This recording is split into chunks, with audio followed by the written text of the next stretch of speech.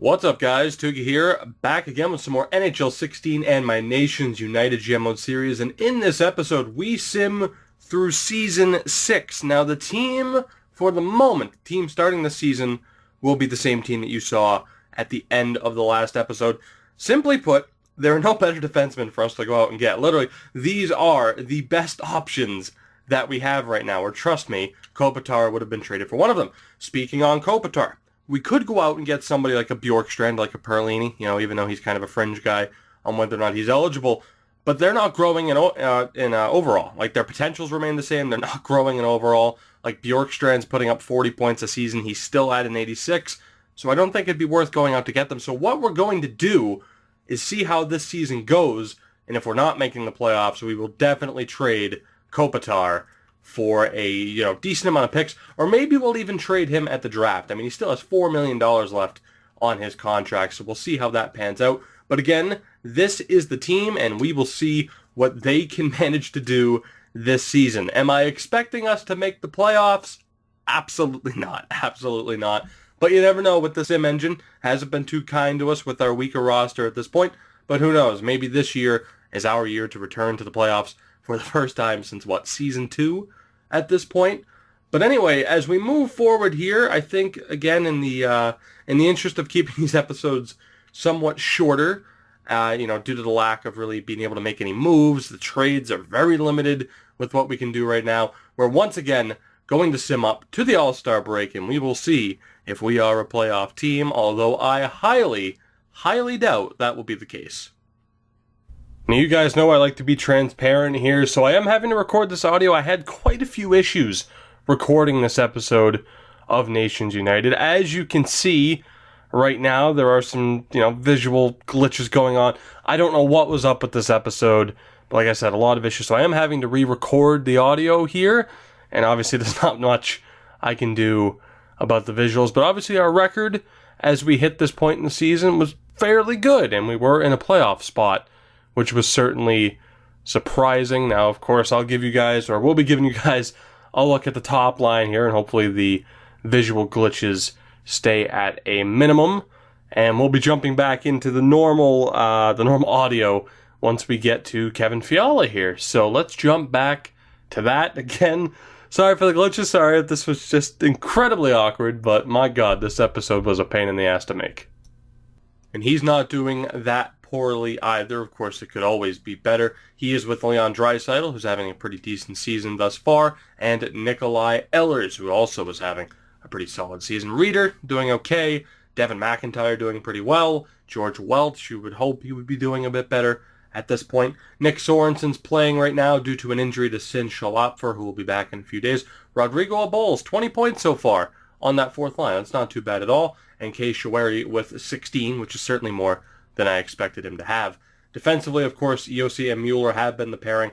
Yossi is just not that big point getter like he should be, even though we switched him to an offensive defenseman to try and get him to utilize that, the passing, the puck control, and his shot, which is a very, very good shot. Mueller right now only 4 points, so not that great. Lucas Spies is doing okay. He is with Igor Burmistrov, who has missed some time due to injury. Fontana and Stepan Fakovsky are still probably our best pairing, which is a sad sight. Merzlikins so far this season, not very good. A .912 save percentage. Ludovic Weber has been even worse. And down in the AHL, my God, did this team suck having the actual prospects in. So in an effort to at least get them to the playoffs, we have gone with best lines. And we're still seeing some decent improvements with guys like Kasparaitis, who has been injured, but he's up to a 78. Sexton up to a 77. And defensively, it's looking okay. Gerber now at a 73, and hopefully this team can continue to win and get that progression. Willie Tucker up to an 81. But yeah, their record has not been that great. What is that right now? 15, 23, and 4. So it's improving. I don't know if it'll be able to improve quick enough to get them to the playoffs. But there's your little bit of an update. We are going to go to the trade deadline, March 3rd, and that's a very big day. If we're a playoff team at that moment, Kopitar stays. If not, we give up on the season.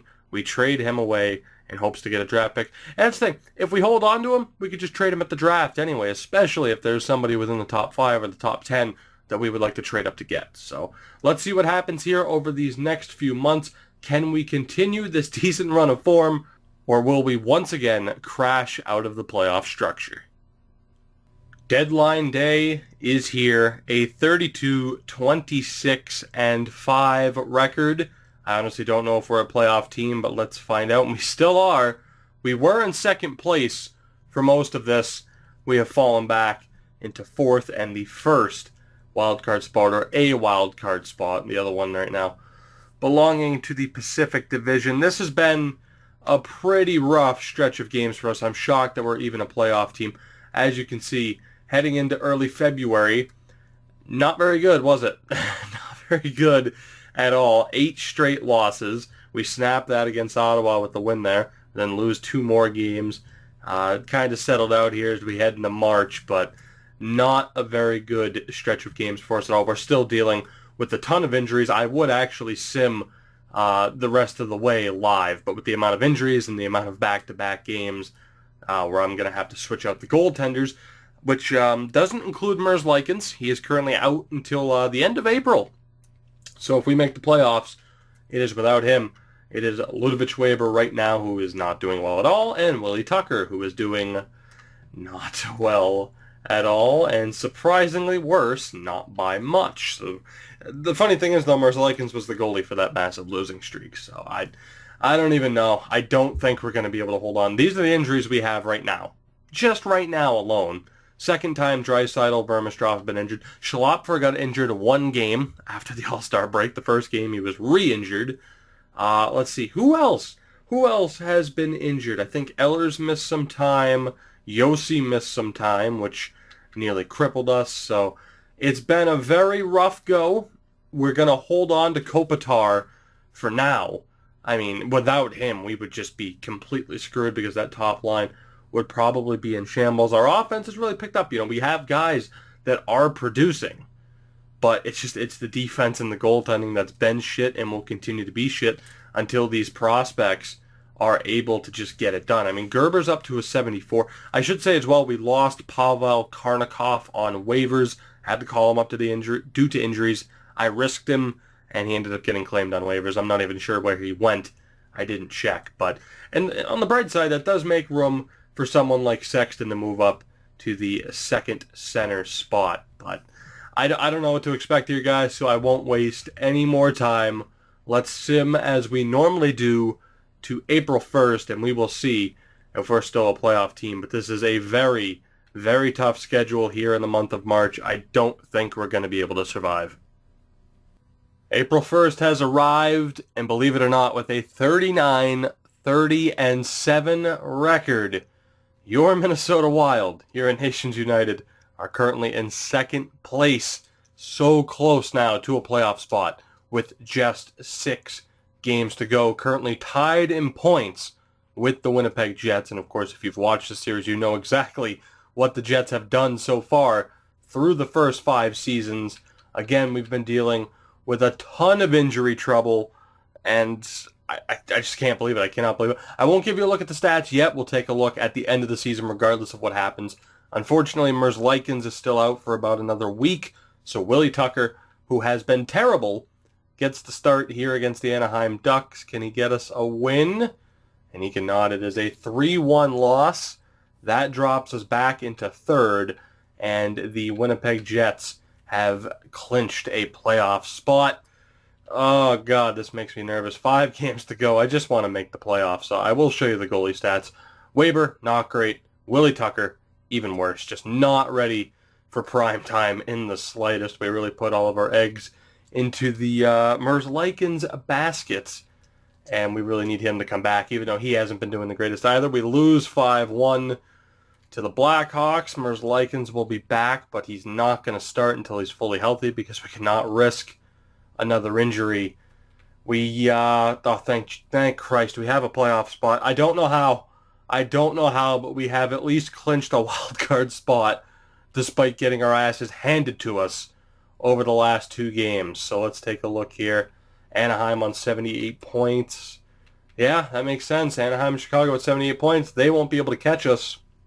We have Oh, we have sealed a return to the playoffs, which is unbelievable. But if we finish in that second wild card spot, the last team to make the playoffs, we are screwed if we have to go up against the likes of the LA Kings or the Dallas Stars. That will not go well for us in the slightest. Merce Likens is not healthy, so Weber will start, and we'll quickly send Willie Tucker back down to Iowa. And I actually need to check on the Wild's record as well, the Iowa Wild. But unbelievable to me that we have made the playoffs. Again, really having to bank on player progression, and it has worked out for us for the most part. Like I said, a couple of big seasons. I've seen some of the point totals. I'll wait to show you guys that. Now that we know we've made the playoffs, we can just sim to the end of the season and see who we will be paired up against. How is Fuck, I hit best lines, didn't I? Oh my god, what just happened? Am I dumb and just, I think I accidentally put him back in. What the hell did I just do? I genuinely don't even know if I... Did I accidentally put him back in? Oh, please God, tell me I didn't make that mistake. I think I was so focused on talking I made that mistake. No, I didn't. Okay, I didn't. He was in the backup spot, and he still... How did he get injured if he was on the bench? Oh my God, what happened? Was it a blowout? Did Weber... Weber's obviously not hurt. What happened? What just happened? He must have been pulled. He gave up 5 goals. Jesus, Weber's just getting the shit knocked out of him here. We are just stumbling into the playoffs, but... Alright. Well, we're fucked. Who's it going to be? Oh, and Lucas Spies is hurt now, too, for a month. Holy shit. Well, I'm happy we're making the playoffs, but really I shouldn't be. Because that just means a lower first-round pick, because we are going to get stomped out of the playoffs in the next round. It is a 99.99 repeated, there's no chance in hell. Vince McMahon is jealous of how little of a chance in hell there is that we're getting out of the first round. We are going to get absolutely shit on by whoever we play. Is it going to be Dallas? It's going to be St. Louis. Iowa has another injury. Oh, fucking hell. I don't understand that injury at all. But at the very least, actually, wow, Jesus, we didn't finish in a wild card spot. We finished in third. How did Winnipeg finish below us? That makes no... You should be ashamed of yourselves. What are you, 2-time Cup champs, and you finished below us in the standings? Really? You guys are terrible. Oh my God. All right, so we made the playoffs somehow, some way. We have made the playoffs. We finish in third place, beating the Jets. And sorry for the weird cut, but guess what? Here comes more audio and technical issues. My God. I can't wait to have this video uploaded and be done with it. There you get a look at the playoff bracket. I'm not going to point anything specific out of it. I could probably just re-record this entire part, and just show you guys the stats again, but whatever. Fuck it. I just want to get it over with. Get you guys a look at what our team did this season. It is always frustrating when something like this happens, but not too much you can do about it. The only thing you can really hope to do is catch it, because as you record, of course, you can see on your computer monitor the feedback of what's happening. There's usually about a second delay, and you can see exactly what's going on. And a lot of times I can see the little tech issues. I can tell if my microphone pattern starts fucking up. And basically it's a pain in the ass to sit there and fear that, any second now the audio or the video could start fucking up, and how long was it fucking up for? How much time did I miss? I'm rambling. Enjoy the rest of this episode, and let's hope this doesn't happen again. And the bottom line is, look at the goaltending. We are absolutely screwed. Quickly, though, we will take a look, of course, at the league in general, and then I'll probably cycle all the way back to look at the Iowa Wild. I probably should have done that first. But goaltending, let's see, who had the league's best save percentage? Certainly won't be from our team. And the league's best goalie Braden Holtby up there, as was John Gibson in Anaheim. We'll take a look at rookie skaters, although there's someone with 75 points. That would be Calvin Dalton of the Washington Capitals. He is American, so we can't sign him, but lucky them. And apparently Puljujärvi, at 22 years old, was also a rookie for the Boston Bruins. Taking a look at the entire league, Aaron Ekblad, oh my God, wow, 99 overall, Aaron Ekblad leads the league. A pretty low scoring total considering what we've seen with like Crosby and Stamkos at 102 points each. Jamie Benn, Patrick Kane, Tyler Seguin there. As always, the usual suspects. Patrick Laine also up there, I believe for the first time, with 74 points. He is a 92 for the Toronto Maple Leafs. Now we'll switch over, quickly take a look at the Iowa Wild. I won't name out any point totals because, to be honest, most of these are pretty shit. I would have hoped for much, much better point totals from a lot of these guys, particularly Harvey Savage, who played, Englishman, who played 27 games and only had 4 points. The goaltending, of course, right now, the man is Geisberger. He's performing pretty well. I really hope that we don't need Willie Tucker to be able to play, but if we do, maybe we'll pass on his start and go with Geisberger instead. But guys, that'll do it for this episode. Thank you all so much for watching. As always, if you did enjoy, make sure to hit that like button to help out the channel. Subscribe if you haven't already to continue following this series. And I will see you guys in the next episode, where we will undoubtedly get stomped by the St. Louis Blues.